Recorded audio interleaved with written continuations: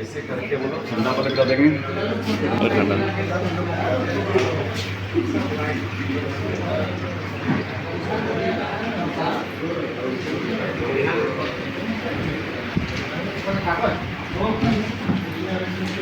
आगे में बैठ जाओ। ये हाँ अभी मैंने बना देना था ना। हाँ क्या हुआ निकल कहाँ गया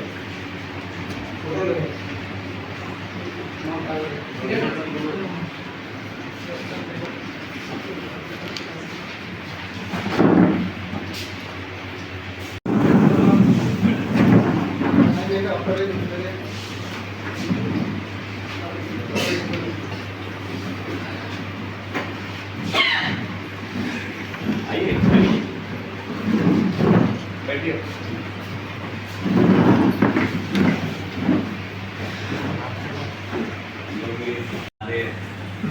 राष्ट्रीय स्तर के राष्ट्रीय सेक्रेटरी श्री नवीन जी, ये सभी सबसे पहले हम लोग अपना अपना परिचय देना शुरू करेंगे एक एक करके। एक खड़ा हो गया, आप कहाँ से, क्या नाम है, अगर मान लीजिए रेटिंग में कुछ किए हैं तो भी बताइए। चलिए सबसे पहले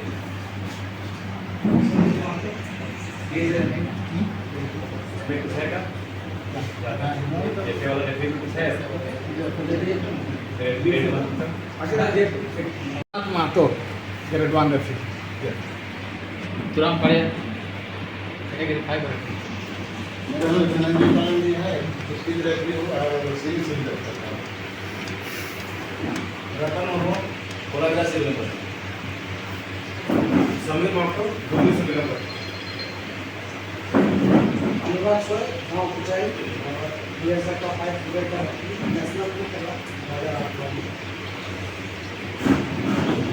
को फाइनल में सर ये से 5 बेटा मेरा नाम जीवन वाला है सर कल्पना प्रखंड नहीं है छोटा वो गाँव सुरेश चंद्र महतो पहले किसान हो गाँव गड़बड़ी नया ट्रेनिंग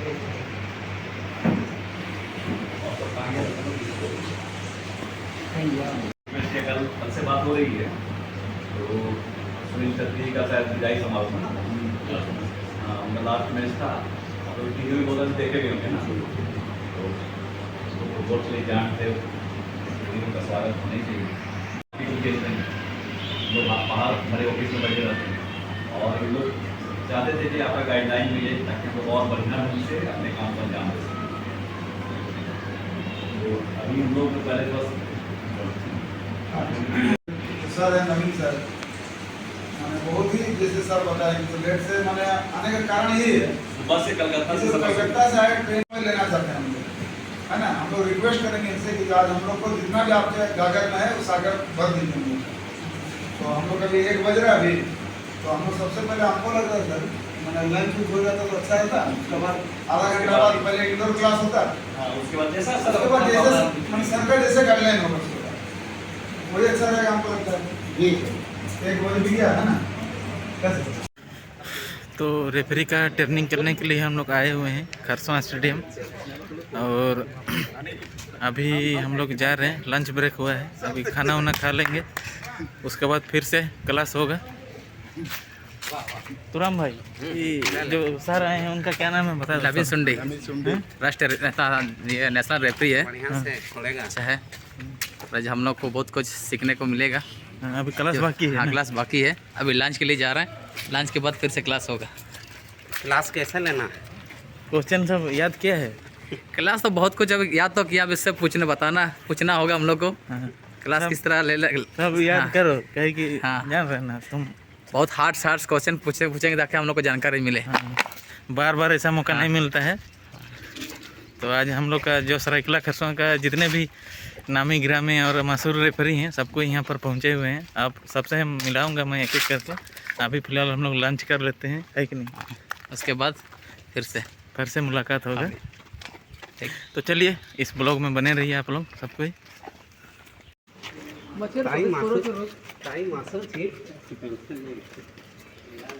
हेलो अरब स्पोर्टिंग यूट्यूबर को ज़्यादा से ज़्यादा लाइक और शेयर कीजिएगा, आप लोग का सपोर्ट का ज़रूरत है।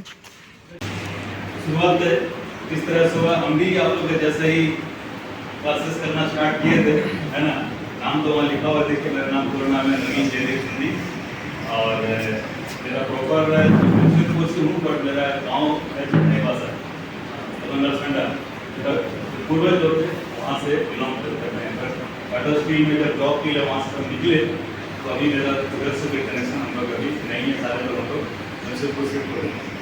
और हम भी एक्स नेशनल व्यक्ति रह चुके हैं, अभी एक प्रेजेंट प्रोफेसर है, एयरटेल के एलिट प्रोफेसर है और अपने ट्विटर भी है। और हम एयरटेल मैच कमिश्नर कोर्स भी कंप्लीट कर चुके हैं। और जब रेफरिंग स्टार्ट हुआ था 92 में, 1992 में, ऐसे आपको ज़्यादा डिस्ट्रिक्ट रेफरी से स्टार्ट किए थे। फिर 2000 में मेरे को नेशनल रेफरी बनने का मौका मिला, पहले एक्टिव में ही हम पास किए। उसके बाद फिर एलिट रेफरी पैनल में करीबन 2005 से लेकर 2013 तक रहे। जितने भी बड़े लीग टूर्नामेंट उसको होते थे, सारे टूर्नामेंट में मेरे को भाग लेने का मौका मिला, सुपरविजन किए हम। प्रीमियर कोर्स हर साल रिटायरमेंट मिला एयरटेल से। उसके बाद हम अपना सारा मैनेजमेंट कोर्स को स्टार्ट किए, जो कि रेफरी को डेवलपमेंट के लिए मेरे को करना था। 17 में हम एज ए 16 में रिटायर किए, 17 में मेरे को मौका मिल गया एलिट प्रोफेसर बनने का। और उसके बाद फिर 2019 में मैच कमिश्नर का कोर्स पास आउट किए एयरटेल का। और 2022 में एक बहुत बड़ी जिम्मेदारी मेरे को जेएफए दिया कि हेड ऑफ रेफरी झारखंड का, जो कि बहुत बड़ा जिम्मेदारी है कि हम रेफरीज का डेवलपमेंट में डिस्ट्रिक्ट वाइज जितना भी लोग हैं सब मिलकर काम करें। लेकिन ये तो हम काम करते हैं टाटा स्टील में, मेरा फिर 34 साल जॉब हो चुका है टाटा स्टील में एज अ वर्क सेफ्टी अपना जो जॉब है मेरा वही है, सेफ्टी उनको देखना है टाटा स्टील में। अपने डिपार्टमेंट कैसे उसको निकालना है, आपके कोई जिम्मेदारी है।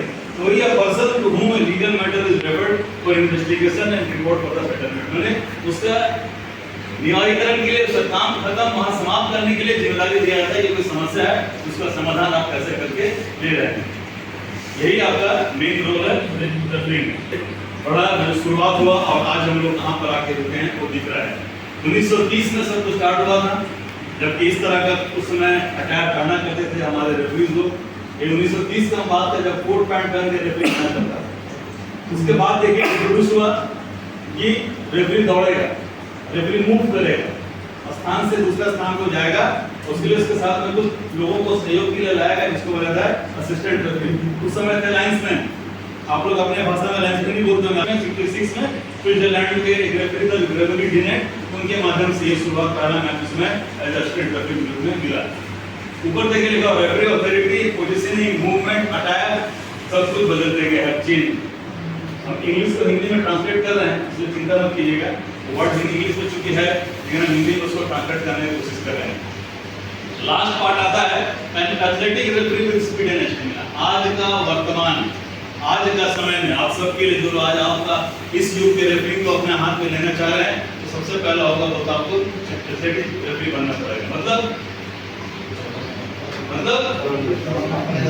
ओके कि दौड़ कर, ठीक है, आपको पूरा एंटायर फील्ड ऑफ प्ले में दौड़ना होगा डिसीजन देने के लिए, और जिधर बॉल जाएगा उधर आपको जाना होगा, तभी आपका आप डिसीजन सही दे पाएंगे। आज का डेट में यही वर्तमान में रिक्वायरमेंट हम लोग का रेफरी लाइन से कि आपको पूरी तरह से दौड़ना होगा। लेकिन उसके लिए दौड़ने के लिए क्या चाहिए? Physical fitness. फिजिकल फिटनेस आज के डेट में बिना पास किए खुलने का वो फिटनेस टेस्ट के माध्यम से खुलता है। जब फिटनेस पास कीजिएगा उसके बाद ही आपका आगे का कार्यक्रम चालू होगा। फुटबॉल का वो हम लोग के सामने लिखा हुआ है, एडवोकेट रेफरी झारखंड मेरा नाम है, मैं खुद ही हूँ, और चेयरमैन है सुरेंद्र बहादुर सिंह जी जो जमशेदपुर से है, वाइस चेयरमैन साजिद अहमद जी तो जिनको भी हम लोग गर्व हो सकता अपने साथ में देखेंगे, वो लोहरदगा से है, वाइस चेयरमैन उनका नाम है, और मेंबर्स में है सलाउद्दीन, ये भी राष्ट्रीय रेफरी रह चुके हैं। ऊपर के हम लोग तीनों आदमी अपना नेशनल रेफरी है, मैं खुद, सुरेंद्र जी, साजिद अहमद, हम लोग तीनों नेशनल लेवल के रेफरी रह चुके हैं। एक्स सही सलाउद्दीन भी एक्स में अपना नेशनल रेफरी है। उदय मिश्रा जी भी धनबाद से है, वो भी रेफरी में अपने स्टेट में अपने डिस्ट्रिक्ट में ऊंचे स्थान पे थे। भैया मुरारी कुमार सिन्हा ये भी हजारीबाग से है, ये भी अपने रेफरिंग स्तर में अपने डिस्ट्रिक्ट के लिए सबसे टॉप लेवल में थे। और सप्तम कमांड है, ये अभी प्रेजेंटली हम लोग के फिटनेस इंस्ट्रक्टर है, फिटनेस का देख रहे इनकी जिम्मेदारी में है। ये भी एडमिशन कोर्स है और ये बेसिकली ये एथलेटिक फील्ड से है, इसलिए हम लोग इसकी जिम्मेदारी दिए हैं। और उसके बाद फरीद खान जी जो कि रांची से है, ये भी डिस्ट्रिक्ट लेवल के रेफरी रहे हैं। और रमेश महतो जी है बोकारो से, ये भी हमारे डिस्ट्रिक्ट लेवल के रेफरी थे। तो अभी का रेफरी स्ट्रक्चर ये है, आप लोग को यही पायदान को पार करते करते ऊपर आना है। सबसे नीचे लेवल है लेवल 5, इसको बोलते अभी का पहले था कैटेगरी 5। जब आपका फिटनेस लेवल के हिसाब से धीरे धीरे आपका ग्रोथ होगा। क्या आज के डेट में हम लोग रेफरी में अर्न कर रहे हैं, तो डिस्ट्रिक्ट लेवल के टूर्नामेंट में हम लोग ऐसे हम बनाए हैं रेफरी कहीं 50 रुपये तो कहीं 500 रुपया डिस्ट्रिक्ट लेवल के रेफरी को मिलता है। नेक्स्ट डे को भी काउंट करें। उसके बाद अगर आप नेशनल फुटबॉल बॉडी गवर्न करता वो है फेडरेशन इंटरनेशनल फुटबॉल एसोसिएशन, जो कि पूरा विश्व का फुटबॉल को देखते हैं। उसके नीचे हम लोग डिस्ट्रिक्ट स्पोर्ट्स एसोसिएशन, जहाँ पर तरह के अलग कसमा हम आपके साथ में यहाँ पे मिलने के लिए आ पहुँचे। ठीक है, तो हम लोग का टोटल झारखंड में 24 डिस्ट्रिक्ट है। अभी सब डिस्ट्रिक्ट का काम धीरे धीरे बढ़ रहा है। अभी कभी नहीं, हम उसको डिक्रीज नहीं करेंगे, लेकिन आप रहिए और अपना डिस्ट्रिक्ट के लिए सेवा दे सकते हैं। लेकिन आपको फेडरेशन तक लिंकअप नहीं मिलता है। क्यों? क्योंकि वहाँ 35 साल से ज़्यादा होने के बाद में कोई अटैचमेंट हम लोग कैथल से नहीं रख पाते। अभी का इस समय हम लोग के समय तक 40 साल था, लेकिन अभी उसको हटा करके एज 35 कर दिया कि 35 तक की रेफरीज को, उम्र के रेफरीज को हम लोग प्रमोट करने के लिए तैयार होंगे। तो ये है हम लोग का एआईएफएफ का बेसिक स्ट्रक्चर। ठीक है, तो खर्चवा की बात हो चाहे नेशनल लेवल की बात हो या फीफा वर्ल्ड कप की बात हो, हम यहाँ से वहाँ तक का बात होती है, लेकिन सारे लोगों को यही लॉग बुक के माध्यम से क्या करना पड़ता है, रेफरीज को डील करना पड़ता है। और हर खिलाड़ी को इसके अंदर रह करके अपना प्रतिभा को दिखाना होता है। उसका ऊपर जो है बड़ा वाला डी दिख रहा है, उसको बोलते हैं पेनल्टी एरिया, गोल एरिया, पेनल्टी एरिया, और उसके सामने जो पेनल्टी मार्क है, जहाँ से पेनल्टी किक लिया जाए उसको बोलते हैं पेनल्टी मार्क। ठीक है, उससे ऊपर आइएगा तो सेंटर सर्किल, जहाँ सेंटर सर्किल दिख रहा है उसका बीच में एक स्पॉट है, उसको बोलते हैं सेंटर मार्क। अब जो लाइन बीच में दोनों फील्ड को दो भाग करता है उसको बोलते हैं हाफ वे लाइन। ठीक है, हाफ वे लाइन के बाद आ जाते हैं गोल लाइन पे। दोनों तरफ दो लाइन है, जो छोटा लाइन है उसको बोलते हैं गोल लाइन, और जो बड़ा लाइन दिख रहा है उसको बोलते हैं टच लाइन। ठीक है, तो ये सबको थोड़ा सा याद रखिएगा। अभी उतना समय नहीं है डिटेल्स बताने में, लेकिन तो फिर क्योंकि ये आप लोग का लेवल का सेशन कम से कम 3 दिन, तभी हम लोग एक एक करके सारा चीज़ का रिजल्ट पता आप लोग को बता पाएंगे। लेकिन यहाँ समय कम है, तो हम सिर्फ आप लोग को बेसिक चीज़ जो जानकारी होना चाहिए आपको वो बता के हम आगे जाएंगे। ठीक है, तो ये है आपका फील्ड का रूप रहेगा समरी, इसको क्या बोलते हैं। उसके बाद आता है ऑप्शनल मार्क। ये सबसे जरूरी ऑप्शनल मार्क आपका फील्ड ऑफ प्ले वो कहाँ मिलेगा, गोल लाइन और टच लाइन में मिलेगा।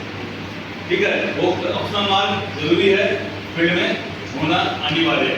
तो देखिए कॉर्नर फ्लैग से 90.15 मीटर टच लाइन में और 90.15 मीटर गोल लाइन में 9.15 मीटर का डिस्टेंस में उसको लगाना है। देख लीजिए, उसका समरी अलग अलग है। आप लोग लॉ बुक खोलिएगा तो सारा डिटेल्स मिल जाएगा लॉ 1 में। हम सिर्फ आपको रूपरेखा बता दिए कि ये एरिया उपयोगिता सिर्फ उस समय होता है जब पेनल्टी किक लिया जाता है। ये नहीं करना है, मैच के समय अगर पेनल्टी किक होगा तो उस पेनल्टी आर्क का सबसे ज्यादा उपयोग होता है। क्यों? क्योंकि उसका जो दूरी है पेनल्टी मार्क से लेकर के उस आर्क का वो है 9.15 मीटर, 9.15 मीटर। क्यों है? इसलिए 9.15 मीटर है कि जो प्लेयर का दूरी होना चाहिए बॉल से वो ऑलवेज 9.15 मीटर होना चाहिए, यानी कि 10 गज। इसीलिए उस आर्क को बनाया गया है कि ड्यूरिंग द पेनल्टी किक जितने भी खिलाड़ी है वो उस पेनल्टी मार्क से उतना पीछे खड़ा रहेंगे। सिर्फ उस वक्त इसका उपयोगिता काम आता है। 3.2 मीटर लंबाई गोल पोस्ट का अंदर भाग से लेकर के अंदर भाग तक, दोनों गोल पोस्ट का टच देखिए अंदर से दिखा रहा है, यहाँ बाहर नहीं जा रहा है ना, अंदर है। ध्यान दीजिएगा इस बात को कि बाहर से नहीं है। अगर ये गोल पोस्ट इतिहास इस तरह से बदला है, देखिए शुरू में इस तरह का हालत था, धीरे धीरे करके आज कहाँ आके रुक गया, इंटरनेशनल स्टैंडर्ड में वो दिख रहा है, जो हम लोग सबसे चौथा 8वां नंबर में दिख रहा है ना। ये बॉल का हिस्ट्री है। ऐसे करके धीरे धीरे लेदर से अब आ गया और वैक्सीन लेवल पे आकर के, और अभी तो सिंथेटिक मटेरियल में आकर के रुक गया। पहले चमड़ा का बॉल हुआ करता था, ठीक है ना। ये धीरे धीरे धीरे उस पर चेंज हुआ और अभी हम लोग देख रहे हैं सिंथेटिक लेवल का पूरा फुटबॉल।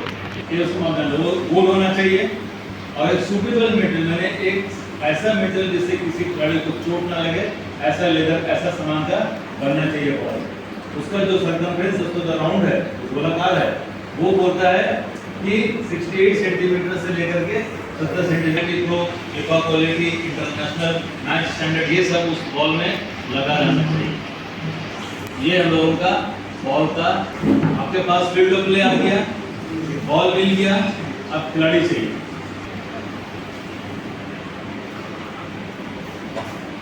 अभी का मैच होता match is played for 2 teams each with a maximum of 11 players. मैंने एक टीम में कितना खिलाड़ी मांगता बोला 11 खिलाड़ी, उसमें से बोलता 1 मस्ट बी गोलकीपर, उसमें से एक गोलकीपर तो होना होता है।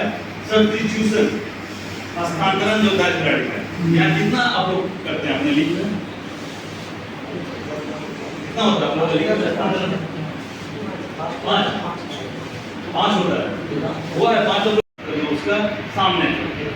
लेकिन जब वो जा रहा है तो रेफरी की रिस्पॉन्सिबिलिटी है ये देखे कि उस खिलाड़ी जब फील्ड ऑफ प्ले के बाहर जा रहा है उसके ऊपर में कोई प्रकार का मुसीबत ना आ जाए, इन द सेंस कि सपोर्टर का तरफ से कोई तरह का प्रहार ना हो जाए, उसका safety nearest point goal line है, टच 3 चीज ध्यान देना है, सेफ्टी, सिक्योरिटी, इंजरी, उसको ऊपर नहीं होना चाहिए। अदरवाइज किसी भी कोना से हो, आपका आंसर तक आपका क्वेश्चन जवाब मिलेगा।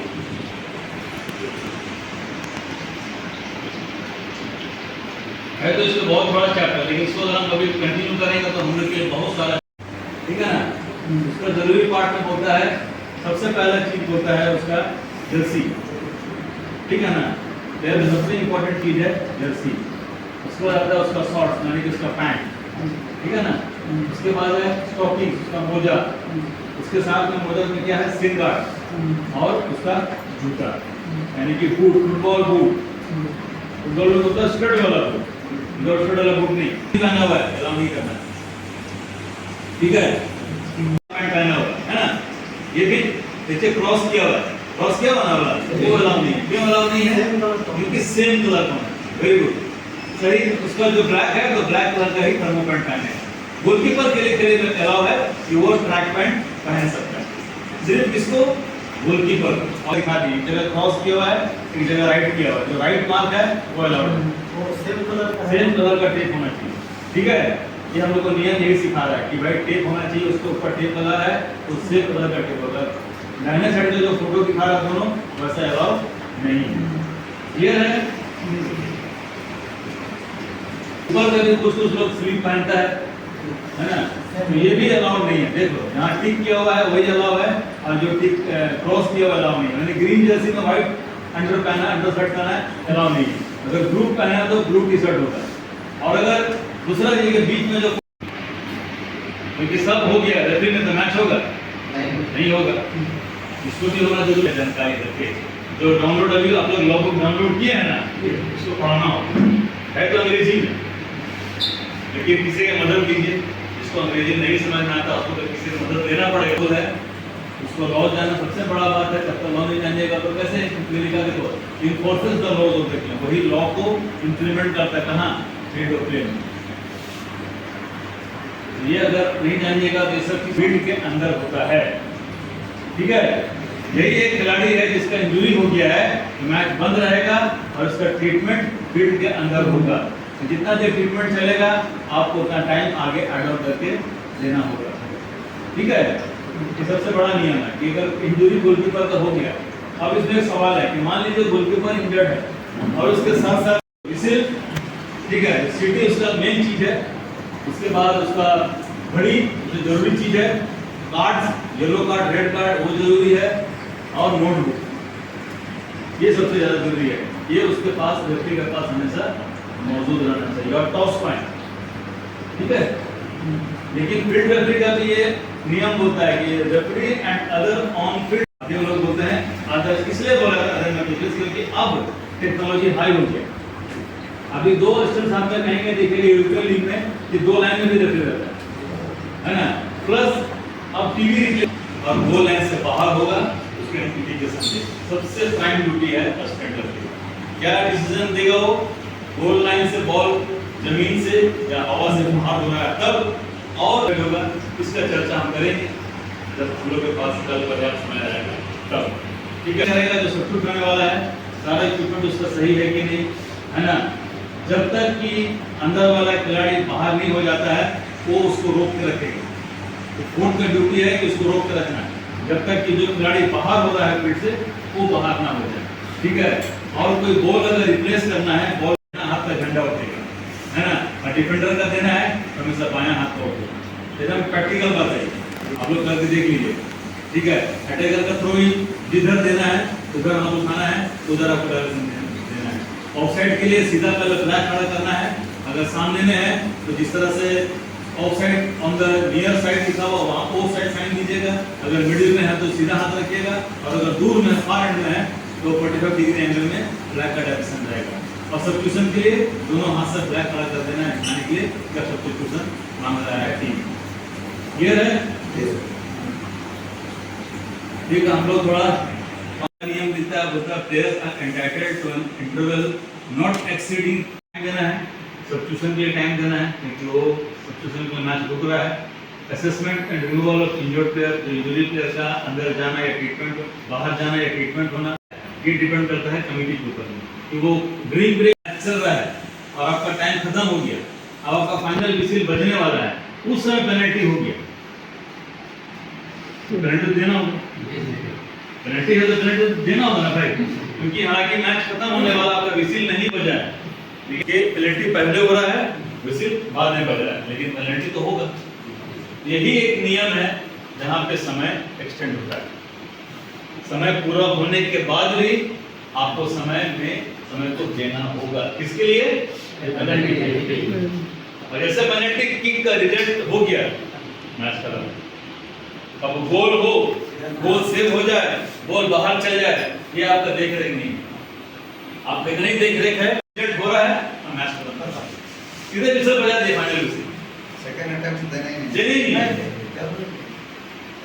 और अगर मान लीजिए पेनल्टी किक हो रहा है, अब मान लीजिए टाइम खत्म हो गया, अब पेनल्टी दिए हैं तो किक मारने के लिए प्लेयर रेडी हो रहा है, लेकिन टाइम तो खत्म हो जा रहा है, आपको अलाउ करना होगा उसको। मान लीजिए आपने अलाउ किया, गोल हुआ, गोल नहीं हुआ, कुछ भी हुआ, अब क्या हुआ कि कुछ मिस्टेक हो गया, कोई फॉल कर दिया, अब तो फिर किक हो रहा है, नियम के हिसाब से अगर नहीं होगा तो रिकिक होगा, तो रिकिक को भी बढ़ाना पड़ेगा टाइम, उसलिए वहां लिखा हुआ कि टेकन और रिटेक दोनों वजह सिचुएशन वहां आपको हैंडल करना है। नियम हमको प्रोविजन दे दिया कि दोनों कंडीशन पे सिर्फ आप समय को हो सकता है, मतलब कुछ क्या बोलेगा, टेकन पेनल्टी किक ले रहा है या दोबारा लेना होगा, दोनों अवसर पे आपको टाइम बढ़ाने का अनुमति लॉ हमको दिया, बाकी और कहीं नहीं, गोल किक नहीं, कॉर्नर किक नहीं, थ्रो इन नहीं, और किसी भी किक नहीं, ठीक है। फुटबॉल फील्ड का दो अलग टीम रहता है, एक एक अपना हाफ में रहता है, अब स्टार्ट होगा या रीस्टार्ट होगा, दो ही तरह से स्टार्ट होता है, होगा अ किक ऑफ, दोनों हाफ का किक ऑफ होता है, both half of extra time के लिए भी जो हो रहा है वो रीस्टार्ट हो रहा है। गोल हो दैट विंस द टॉस, जो टीम कैप्टन टॉस जीतता है उसका हाथ में निर्णय लेना है कि वो पहले किक ऑफ लेगा कि पहले साइड लेगा।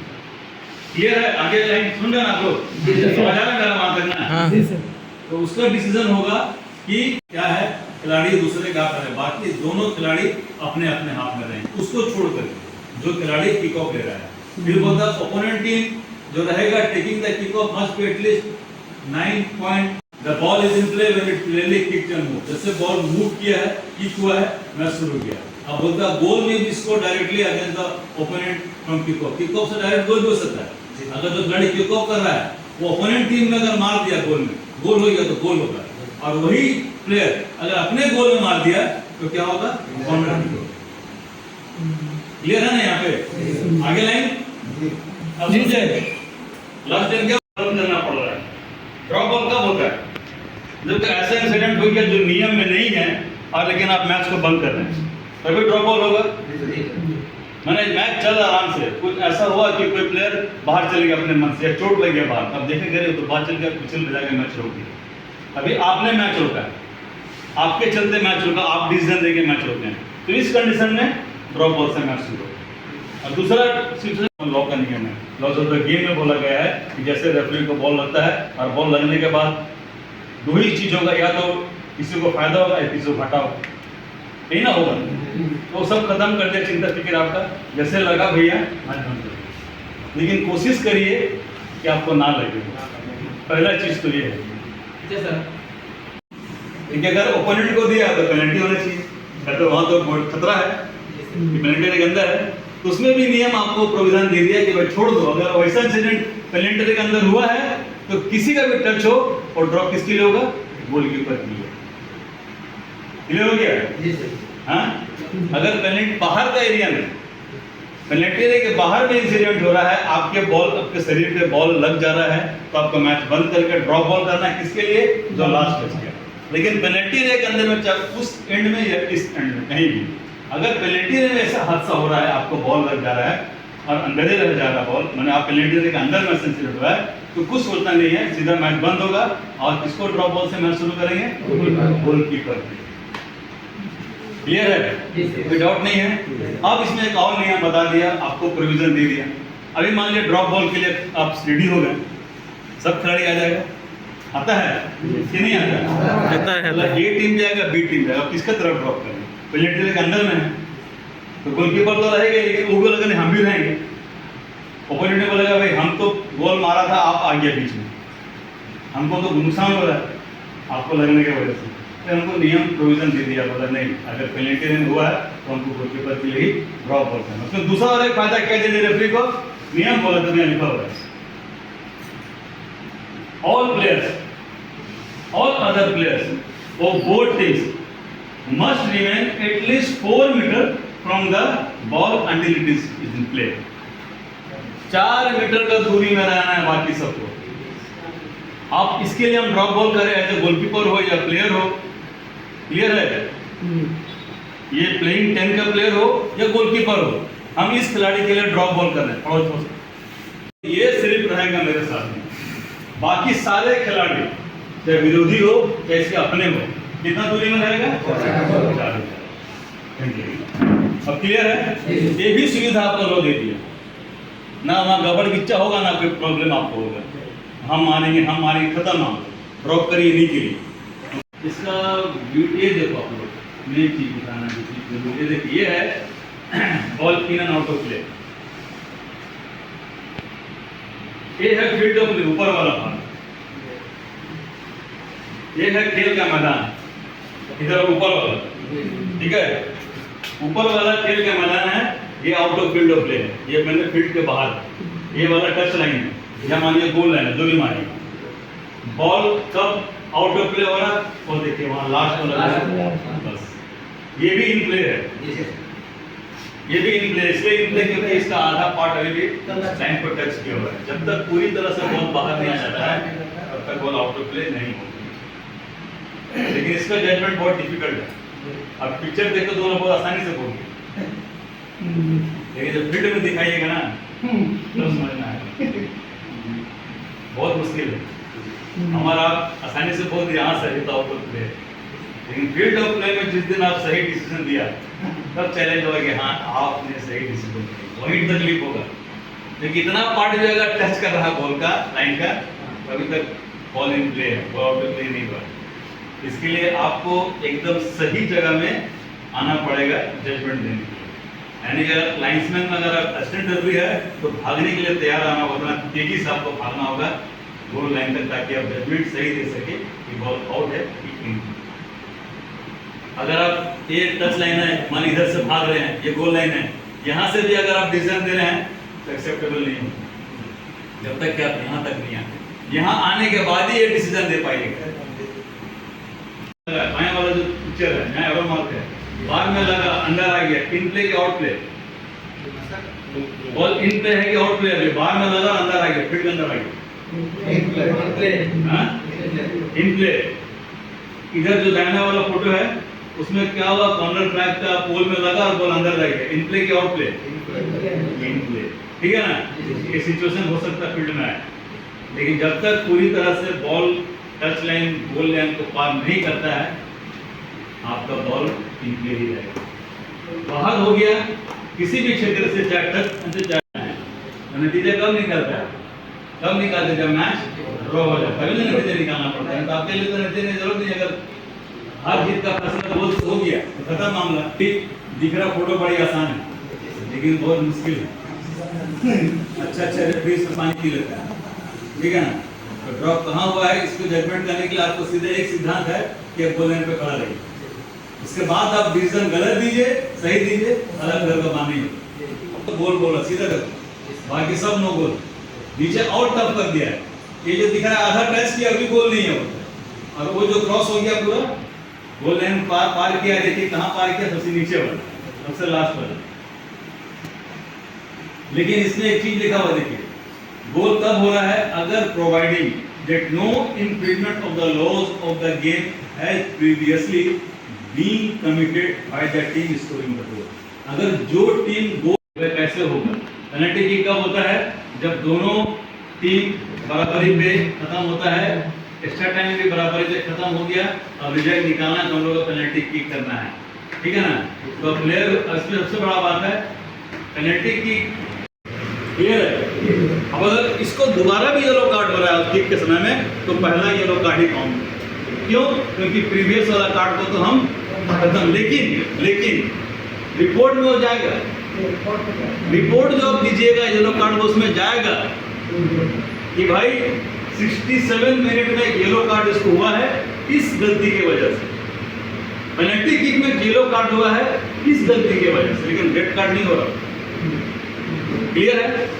यही प्रोविजन है, यही एक छूट दिया गया प्लेयर को कि भाई उसको सेकंड येलो भी हो रहा है तो पेनल्टी किक में भाग ले सकते हैं। क्लियर है?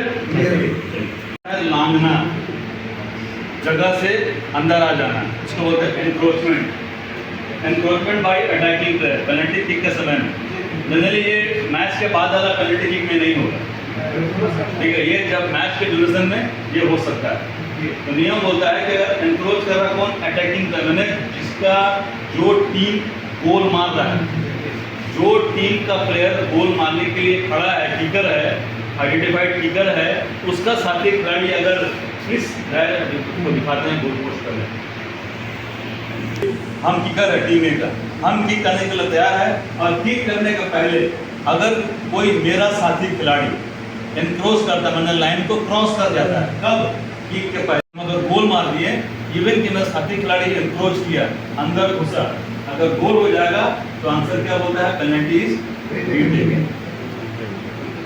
क्यों? क्योंकि मेरा खिलाड़ी मिस्टेक किया, गोल हुआ, हम तो गोल मारे लेकिन गोल डिसअलाउ हो गया, री-किक होगा, इसलिए कि आपका साथी खिलाड़ी क्या किया, गलती किया, नियम को भंग कर दिया, नियम तोड़ दिया। अगर वो गोल, नो गोल, अगर गोल नहीं हुआ दो कंडीशन हो गया, तो गोल होगा या नो गोल हो, या बचा ले, मैंने गोल मतलब गोल, नो गोल मतलब नो गोल, चाहे जैसे भी नो गोल। अगर नो गोल हुआ तो क्या होगा, इनडायरेक्ट किसके पक्ष में, ओपोनेंट को मिलेगा वहीं से जहां से वो गलती किया, यानी कि पेनल्टी स्पॉट से इनडायरेक्ट फ्री किसको मिल गया, दूसरे टीम को मिल गया, अगर मेरा खिलाड़ी एनक्रोच करके घुसा है तब। क्लियर है यहाँ तक? कोई डाउट नहीं है? अब दूसरा बात होता है एनक्रोचमेंट बाय डिफेंडिंग प्लेयर। अगर डिफेंडिंग प्लेयर एनक्रोच कर रहा है, यानी कि जो बचाव पक्ष का टीम है, डिफेंडिंग टीम है, वो एनक्रोच कर रहा है, तब क्या होगा, अगर गोल होगा तो गोल, और नो गोल पेनल्टी रिटेक। यहाँ तो कोई डाउट नहीं है, क्योंकि किसी को फायदा नहीं हुआ, जो गलती किया उसी के पक्ष में गया डिसीजन। क्लियर है? Encroachment by defending attacking player, दोनों एक साथ एनक्रोच कर रहा है, अटैकिंग भी कर रहा है, डिफेंडिंग भी कर रहा है, दोनों कर रहा है, दोनों कंडीशन बोलता है पेनल्टी रिटेकन। गोल होगा तो भी रिटेकन होगा, गोल नहीं होगा तो भी क्या होगा, कब? दोनों टीम में खिलाड़ी एनक्रोच कर रहा है, दोनों टीम, एक टीम का नहीं, एक का बता दिए डिफेंडिंग अटैकिंग दोनों बता दिए क्या कंडीशन है, लेकिन यहाँ पर बता रहा है दोनों एनक्रोच किया तो ये कंडीशन होगा, पेनल्टी विल बी रिटेकन। दोनों ऑप्शन है, क्लियर है। अब आखिरी होता है ऑफेंस बाय गोलकीपर। अगर गोलकीपर ऑफेंस कर रहा है, गोलकीपर क्या ऑफेंस कर सकता है? नहीं करेगा, या तो गाली गलौज करेगा, है ना, और कोई गलती नहीं करेगा। उस कंडीशन पे अगर गोल होता है, अगर गोलकीपर गलती किया, अगर गोल हुआ तो गोल हुआ, गोल नहीं हुआ तो बोलता है penalty not be taken unless kicker जब तक कि जो किकर किक कर रहा है वो डायरेक्टली इम्पैक्ट नहीं पड़ा, उसके ऊपर कोई असर नहीं हो रहा है, उसका एनक्रोचमेंट का, उसका गलती का अगर उस किक लेने वाले खिलाड़ी पर कोई असर नहीं हो रहा है और गोल हो गया है तो गोल है। और अगर कुछ असर किया और गोल मिस हो गया, नो गोल हुआ, तो बोलता है set penalty retaken and warning to goalkeeper. ठीक बात है, क्योंकि वो तो गोलकीपर ने अपने एनक्रोच किया, इसलिए जब नो गोल हुआ, बचा भी लिया, तो क्या बोलता है penalty retaken and warning. Warning मतलब कि उसको वर्बल वार्निंग देगा, ठीक ही करना और वहाँ कुछ नहीं कर सकता। कोई तरह का जब जो ये सब करके अलाउ नहीं, डोज देना अलाउ नहीं है। पहुंचा मैंने नहीं मारा तो इलीगल पेंटिंग कहलाएगा वो। तो हम लोग आए हुए थे, आज रेफरी लोगों का आज ट्रेनिंग चल रहा था, कैंप था, तो उसी के लिए हम लोग आए हुए थे। जितेन भी आया हुआ था। सीख लेना नहीं किसी बहुत किसी हैं नियम का सीख लेना। इला खेल रहे तालका मचाई देबे तो पूरा नियम रेफरी के गड़बड़ कर ले दे देबे मारी रेफरी के शासन कर भी चलना है। नियम सीख लेना। थोड़ा बहुत बहुत कुछ सीखा, मतलब खिलाड़ी लोगों को भी ये सब में थोड़ा थोड़ा शामिल होना चाहिए। ऐसे भी हम लोग मतलब प्रोफेशनल टाइप से रेफरी तो नहीं है, लेकिन आज रेफरी लोगों का यहाँ पर खरसवां एसोसिएशन में आज के ट्रेनिंग कैंप लगा हुआ था, उसी में हम लोग शामिल हुए थे। तो उसमें आके हम लोग को बहुत अच्छा लगा, मज़ा आया और बहुत कुछ सीखने को मिला।